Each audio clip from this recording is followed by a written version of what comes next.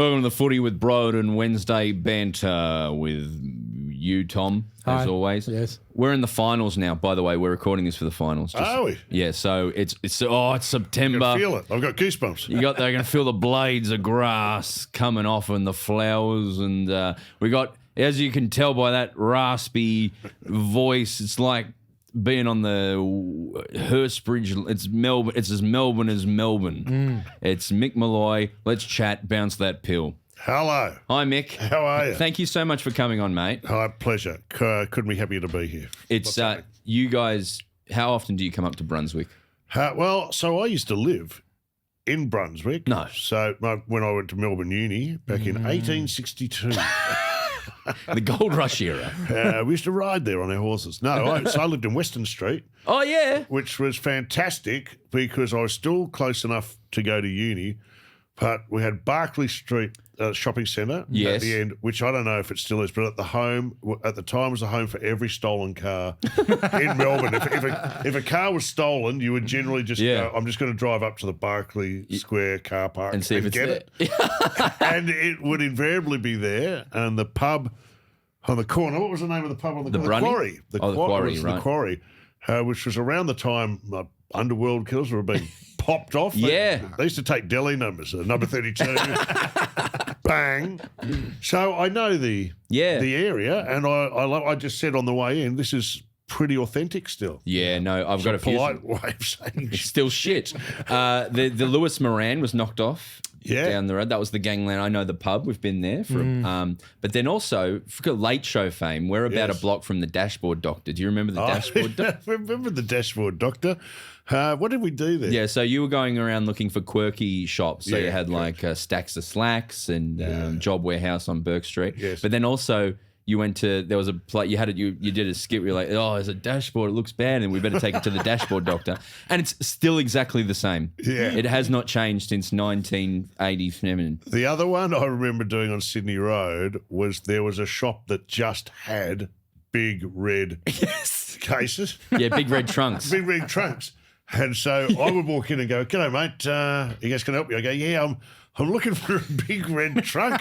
And just behind him, it's And just... there's literally 100 big red trunks, and that passed as comedy in those days. But that's a long... No, it still does. I mentioned this to you off camera, but for the Donna guys, very early on the Late Show, I was maybe 2 when you were on air. Yeah. But the DVD came out in about 2001 too, of the Champagne edition. So I know that backwards, and that was a real connecting joiner for us. Well, you're lucky. You got the best of. There was some shitty bits in there too, which we managed to cull. I heard as well that to make it good, and I'm glad the ABC hasn't changed, is that you kind of had to dedicate your Triple M money or to make it good. That's right. We were taken on almost against their better judgment. As with most things good, yeah. Tipped most of our winnings, our ill-gotten gains from Triple M Breakfast into that show. So it wasn't a business move at all. Yeah. Or was it? Because it's still pretty well remembered. So it was a load of fun. Times are so different now for you. You used to host Triple M Breakfast. What do you do now? Host Triple M Breakfast in Sydney. Do you know what? I always say this. I've always been a moving target. Yeah. Because you're going to be in TV jail twice. Yeah. I've been in TV. TV, film, radio, stand-up, you need every single weapon in the armoury because you don't know when you're going to need that. Mate. Yeah. So that's that. But if I honestly had to choose one medium, if you asked me any time, if you had to choose one that you could only do for the rest of your life, it would be radio. Yeah. Really? Why is that? Yeah, I just enjoy that. I enjoy the freedom.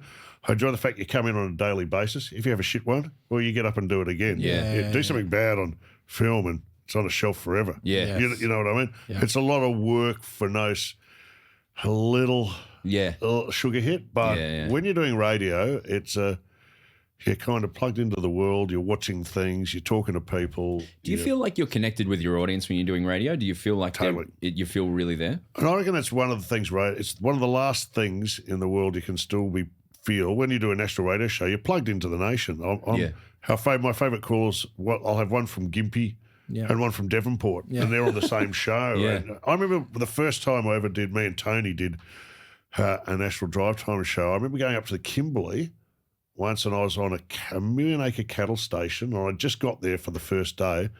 And the guy said, "Oh, we're not open. Why don't you go down to the staff camp?" So I just went down to the staff camp, and there's all the staff sitting around, and they were listening to our best of. And I was trying to introduce myself and go, "Shut up, mate, shut up. Have a listen to this." Bloody fantastic. These guys are unbelievable. Yeah. And I sat with them for 2 hours listening to them giggle along. And at the end, tried to convince them it was me. Yeah. So, but I remember that was one of the greatest feelings. It was like, you know, if invisibility was a superpower and you had it, for that brief moment, I went, you know what?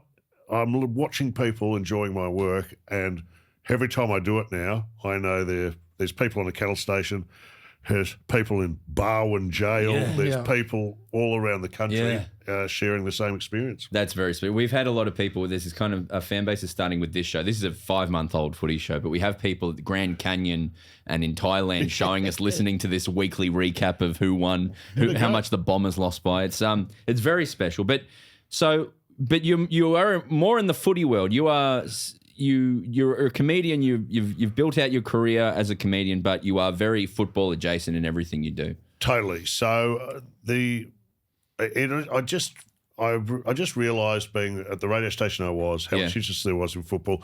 I've loved football ever since I moved to Victoria in grade 5 at school. So where are you from originally? Father was in the Air Force, so we used to get posted all around Australia. Yeah. I was actually born in Canberra's favourite son. I like to say.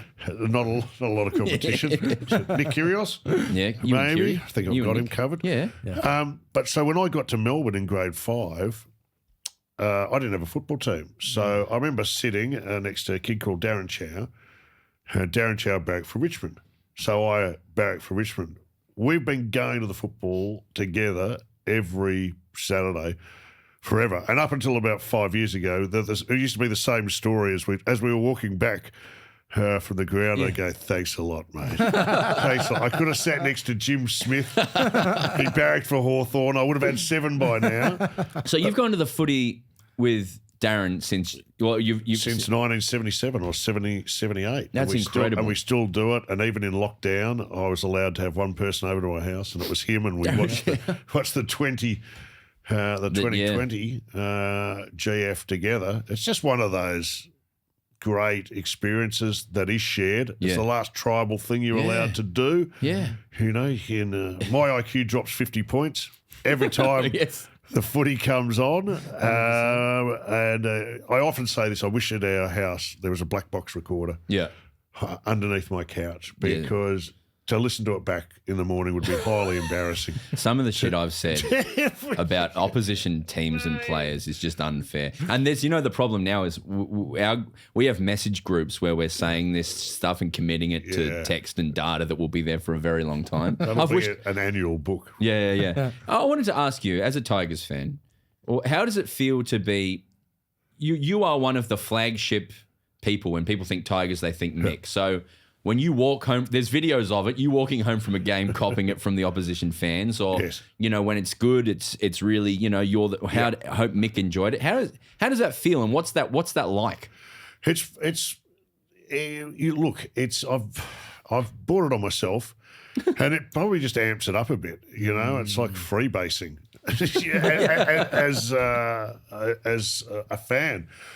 When it's good, it's good. When it's bad, it's bad. I can't leave a game early. If you're seen leaving a game early, you're cooked. I learned that about 3 weeks ago, or 4 weeks ago. I ended up on front bar 3 days later. That's correct. So that can't be done. You've got to imagine that there's a camera on you some of the time, because they will point a camera at you at various moments in the game.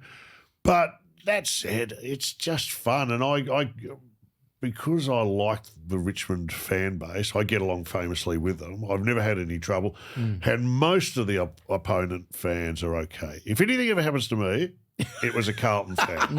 All right, that's all I'm going to. If I disappear or something goes horribly wrong, Carlton fan. Yeah, it's hard to pick which one's worse, Carlton or Collingwood. On their good day, they both can fight for it. They both. I've given Carlton a lot of grief. That's your brand, isn't it? Being next to Andy and Sam on the front bar as well. And that's the reason. Yes. Because I'm just trying to get a reaction. Yeah, if they were both Collingwood, if they were both Footscray fans, I'd be making 10 Footscray jokes a week. Yeah. It's banter, isn't it? Yeah, no, absolutely. I've done a lot of Collingwood gear on this podcast, and they are very upset with me. And when they win the grand final, like I'm just going to turn things off because it's So I'm curious because now I would say Front Bar has become an iconic show in Australia and particularly for sports, and it was something we desperately needed when it came along. Yep, thank you. But I've heard it was potentially not as easy to get the show up as you would think. Or what's the journey of Front Bar? So I've had an idea to do a football show from a long way out. And so before it even came to Front Bar, I took a job at 7 on a show called The Kick, which was basically the pre-game Saturday night show. So wherever the 7 were broadcasting the football from, they'd do a pre-show, and it was with like Luke Darcy and Lingy and Richo, and then they'd bung in a comedian. I said, I'll do that. Which some people raised eyebrows at the time, but this was me embedding myself in the Channel 7 network and working out how things work. So on a weekly basis, I get to see who produced the football. I'd get to see a range of clips, see how they put them together, meet people like John Oraglasso, who now works on our show. Yep.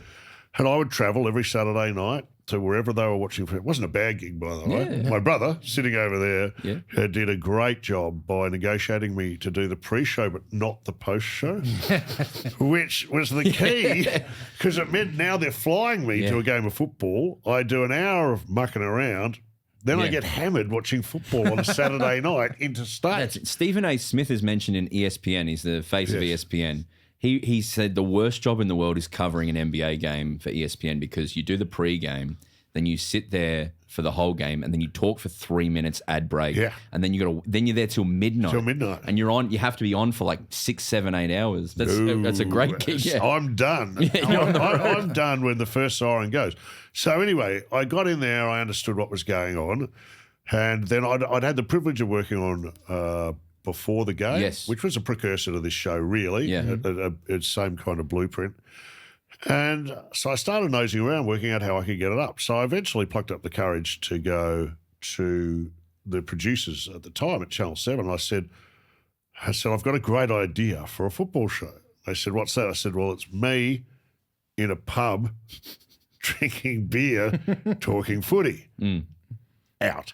Get out. I got the impression pretty quickly that it was all about dollars. It didn't matter what you do or what you pitched. If they could pay for it, they would put it on. That's the climate it was in. So, all right.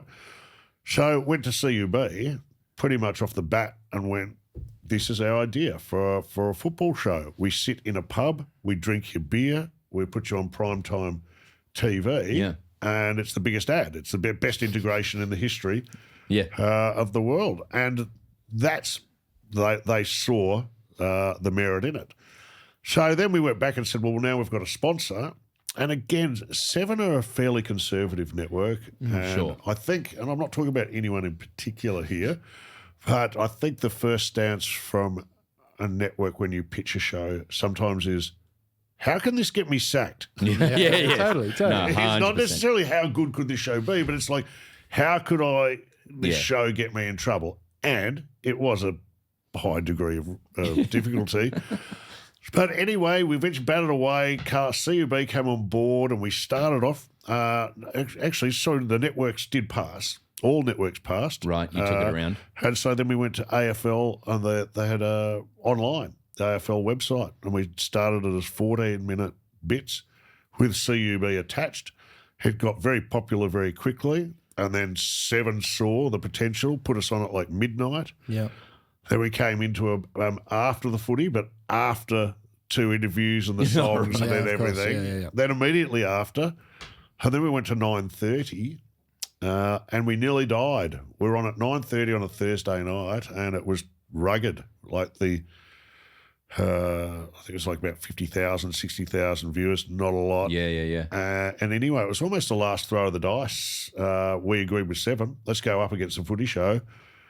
if we're going out, we may as Really? well go out with a bang. And straight away, the first weekend on the Thursday night, it won and then just took off after that. So it's a long road. A lot of people come up and go, "Geez, you're an overnight success. Oh, you're so lucky." Well, when I'm at GWS hosting the Kick, about 5 years before you even see me on a Thursday night, remember, a bit of hard work has gone in. I didn't know it was underperforming until you put it up against the Footy Show. That's fascinating. Yeah, well, it was doing all right after the show. Like, people were really hanging around for it. And then we wanted it to be a standalone, which was always our ambition, was to make it a standalone show that doesn't have to be attached to the football. Yes. It's just about the footy. So that was our real big punt at it. But you know what? There's just so many times a TV show can fall over. Anything that you see that make it through, you would understand, has passed 100 tests. And you only need to fail one and the whole show's over. It's a minefield.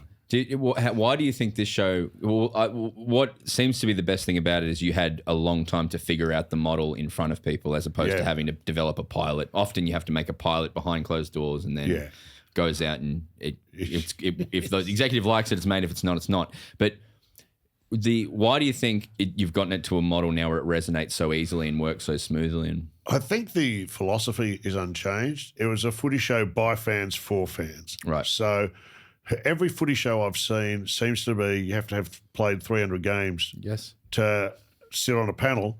And if you haven't, good luck having a chat to the guy who has. Yeah. So there seemed to be no opportunity for fans who love the game to have a voice. And the funniest conversations I've ever had are in a front bar of a hotel or in my lounge room when football's on. And there are characters there. The reason you're doing it is there, yet none of them are represented on TV. So that was the basic premise, by the fans, for the fans, and we're not the smartest guy in the room. we haven't kicked a million goals, but we will thump the table and we will poke chests and we will make outrageous claims on behalf of anyone who's ever made a dick of themselves at the football. Also, you've got Sam's a 1 in a million. Yes. And everyone knows that. But then also Andy as your foil. And it's very hard to find someone, I think, in comedy particularly, who's willing to be the foil or the straight guy and he does it really well. And the journalist. Like, at the end of the day, he gets us out of so much trouble. Yeah. He, for a couple of reasons, he genuinely knows what he's talking about. And secondly, he's a foil. If you ever see me or Sam turn on him, it generally means we've got nothing. And he buys us a bit of time. But he also, too, he's very hard to replace. Like, I'll miss a week, Sam will miss a week. Okay, we'll roll out another A-list comedian. When he goes, it's a bit of a head-scratcher because he does cover so many bases, and he's really well liked. So he seems like he is the dad. He is a dad. He was a hard one to get across the line initially with Seven. I can say that. I don't think that's there's Hamish McLaughlin Camp who's so good at his job, but he's like laboratory built to host a TV show. Andy Maher on the other side is like we say radar from MASH. He's not ticking many boxes on your Q score yet. When you dig down, he's a cracker. He's a positive and lovely guy. And we're trying to. He's going to come on this at some point. And every time I've emailed him, he comes back and calls me Guru or something, some weird name. Knackers. Sorry, Knackers, can't do then. Guru, champ. He's got a million of them. So knacker bags. Knacker bags. Did you ever hear Dean Thomas is a comedian? He got this Kanye song of him where he says "Hello, Mari." Yes, it's one of the funniest things I've ever seen. I'll maybe play a clip of that. I'll try and You should do it. It's an absolute ripper. But before you did the TV show, I also want to talk about when we were growing up. You made a bunch of movies that were very successful, but the biggest stretch is you made successful Australian films, which is a very, very it's a unicorn thing now. But the one I wanted to talk a little bit about was you made Crackerjack in what year was it? 2001 or 2? Was it around then? So I think it went out. I think we made it in 99. And I remember this because it was after the failure of the Mick Molloy show. I suddenly had some time freed up. So we had some spare time on our hands. and nothing much to do. And my office was in Richmond, directly opposite the bowling club. And so me and my brother were sitting down there drinking very cheap beers, by the way, going, what do we do? What is our next option? Yeah. Well, we should write a film. We've always said we would, but you never get round to it. You got some free time. What can we write about? What can we write about it? And after about a month of the same conversation, we realised we were sitting in it, which was the bowling club, which is just like dying history on the vine. Yeah. Or it was at that stage. And historically, always held down a very good part of town. They used to build the police station, the town hall, and then the bowling club. So you were right. You're in a real blue chip area. And anyway, we just started meeting these incredible characters, thought about it, went, okay, let's get on the road. And we pretty much curb crawled bowling clubs for about 3 months, which was a load of fun. Even if a film had not come out of it, we were just having a riot, driving around regional Victoria, cities, countries, down the Mornington Peninsula, getting drunk with the locals, hoovering up all their stories, and at the end, just throwing them up in the air and going, okay, which of these can form part of a... So this is just off your back. You just kind of went, we're going to invest in ourselves and put time aside to just go and do this fun thing and figure it out. Totally. Isn't that the best? Yeah, look, I've always said I always feel sorry for actors who have to go to auditions and put pitched against each other and all that. You need to be at least a triple threat. You need totally. You need to be able to write it, produce it, make it, act it. I mean, when we started in the Melbourne Uni Revue, by the way,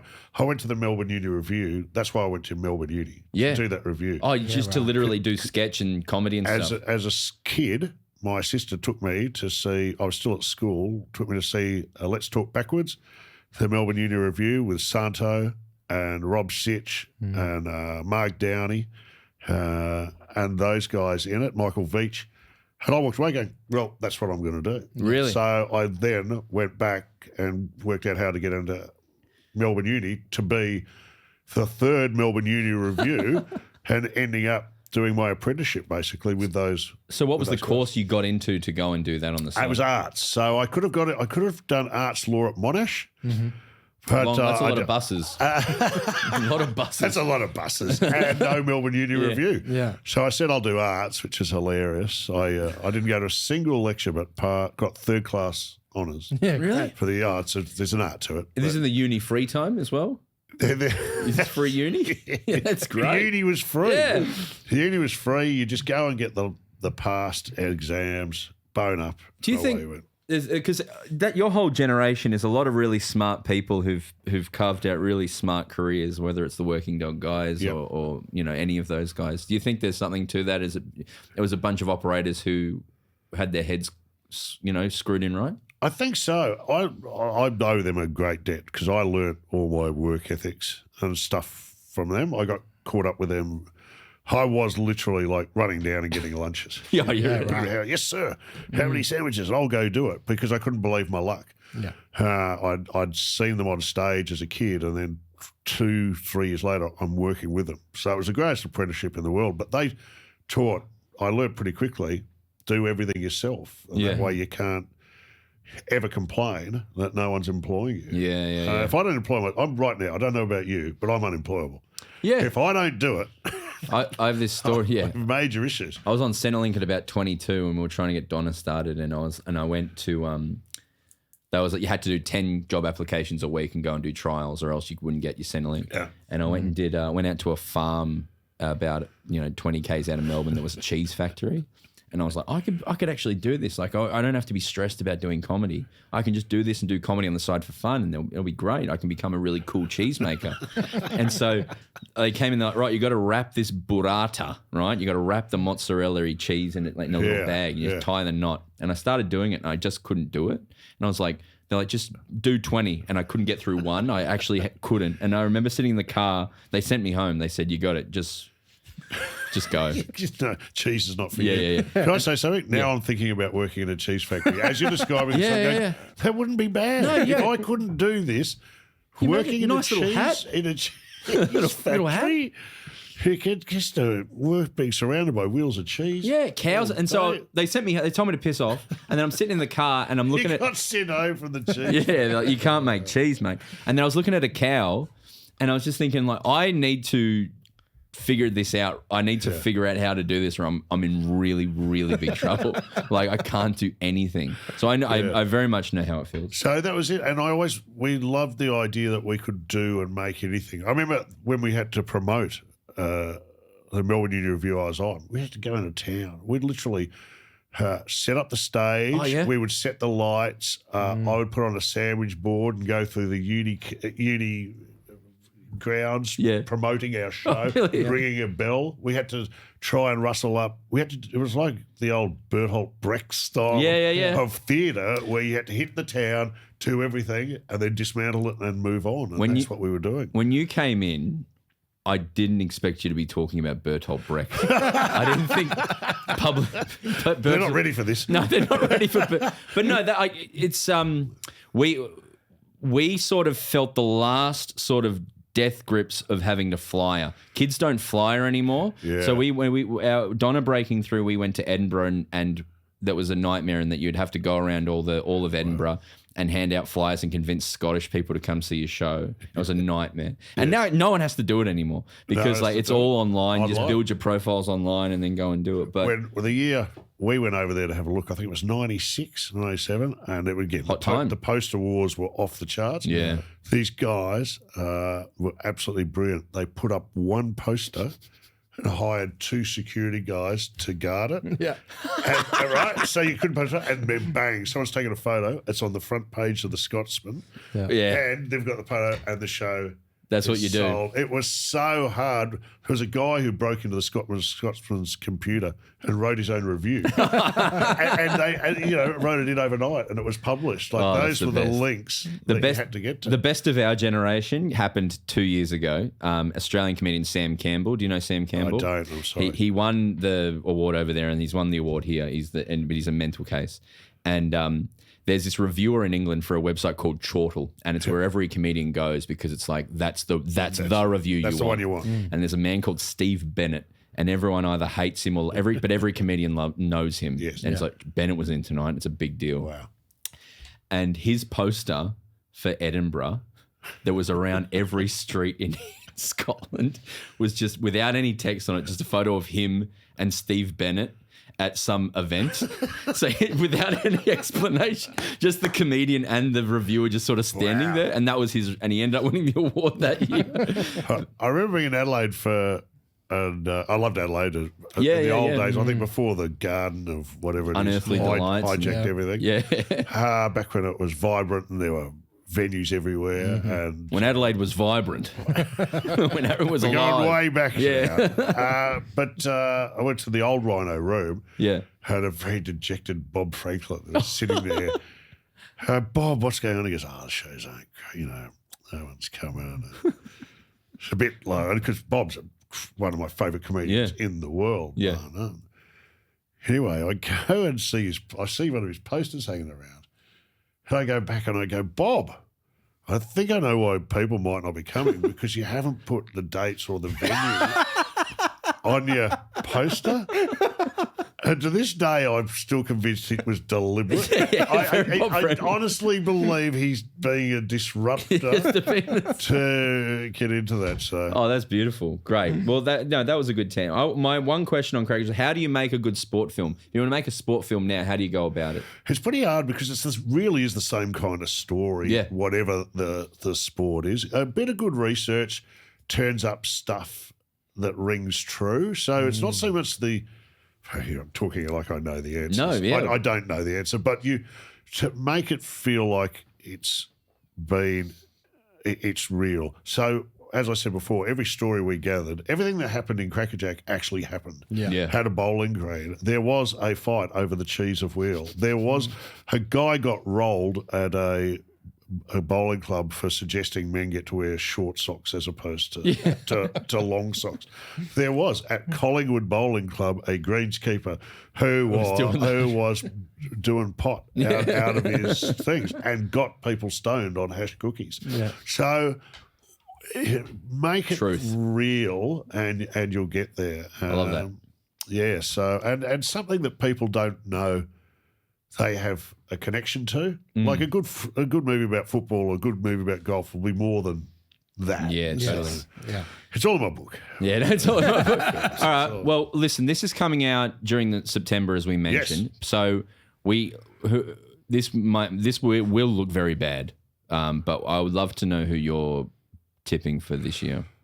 I can't say it with a straight face. The form team in the competition right now is Carlton. Yeah. But So good for ratings, though, surely. it would be good for ratings. Collingwood are out of form. Port are out of form. Brisbane can't win in Melbourne. Geelong aren't going to make it. No.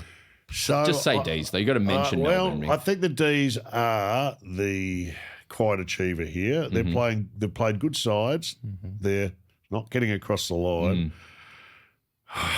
It's hard. It's a hard one to I pick. don't know. It could be Carlton. It could be Carlton. It could be Collingwood. It could be Melbourne. There you go. I've said it. Yeah, it could be. There are your three chances. Could be a football player. And who do you want for your coach at Richmond? So I wanted a mental bloke.